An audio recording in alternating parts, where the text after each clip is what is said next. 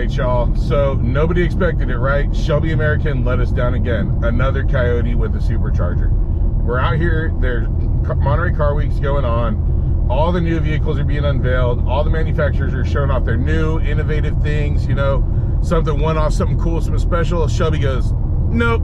We're going to give them another Mustang. We're going to stretch the back fenders out a little bit, and we're going to get another Coyote and slap a supercharger on it. Yeah, they'll buy that. We can charge, what, $200,000 for it? Sure, the people buy it. It says Shelby. Why not? They're not listening to their customer base. They don't want to hear it from us. Sorry, radar detector's going off. You'll get that out here. But they don't want to listen to the customers. We've tried to tell them time and time again, as Shelby owners, we want something unique. And they're just not listening. All they're doing is, right now, they're just stretching out the price tag of the car about as much as they stretched out the rear fenders on this one. Other than that, there's not much difference. Okay, 850 horsepower on a supercharged Coyote. Guess what? You can buy 850 horsepower supercharged Coyote for like 70 to 80 grand, depending on the dealership right now.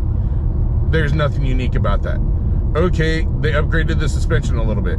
Guess what? Buy yourself a Mustang with a Whipple supercharger on it, and then do another $8,000 in suspension on it, and you're gonna be in the same realm. I'm not gonna say it's exact, right? I mean, Shelby's done a few little tweaks and stuff. Is it worth the 200,000 plus that they're throwing out there? Absolutely not. And is it unique and bespoke? Absolutely not. I honestly think, in my personal opinion, that Shelby with the Super Snake R that they're releasing right now has done nothing extra to set themselves apart. The new GT350, let down. The new GT500, Super Snake, whatever, let down. The Super Snake R, tremendous letdown. The aerial profile of this thing looks like a penis from the sky. They have stretched the back fenders out so far without doing anything else to the rest of the car that it just basically looks like a human flesh dart running down the roadway if you're looking at it from the top. It's hilarious. But on top of that, like I said, they're not doing anything special.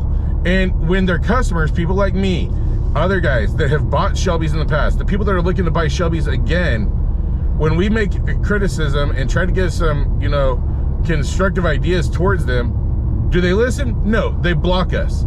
You know, it really makes guys like me start looking at companies like Roush, look at RTR. I've owned a Saline before. I'm thinking about maybe another one again now. But I don't know if I would ever buy another Shelby after the way Shelby has responded to thoughts, ideas, and criticism from the customers.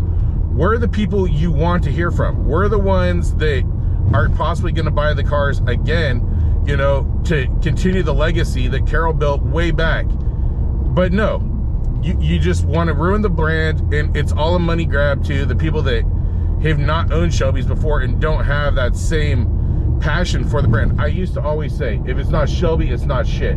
You know, that was always my philosophy when it came to Mustangs. Then I bought my Saline.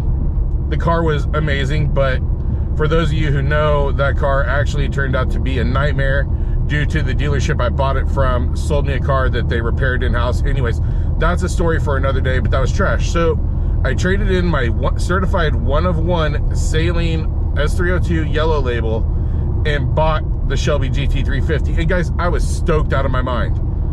But now, I mean, you look at guys like Von Gittin, right, with RTR. The guy is super cool, engaged with his customer base, open to criticism, listens. That's something I'm behind. I can get behind RTR with that. You know, Roush, I don't know how their customer service experience is, but it's got to be better than whatever this trash from Shelby is right now. You know, it's almost, I guess we'll say, yeah, it's heartbreaking what Shelby is doing to the brand. But here we are. So, oh no, tell me your thoughts. What do you think, one, of the new GT350, the new Super Snake, all that, which, by the way, are, I hate the fact they're offered in both automatic and manual. These should be manual-only cars.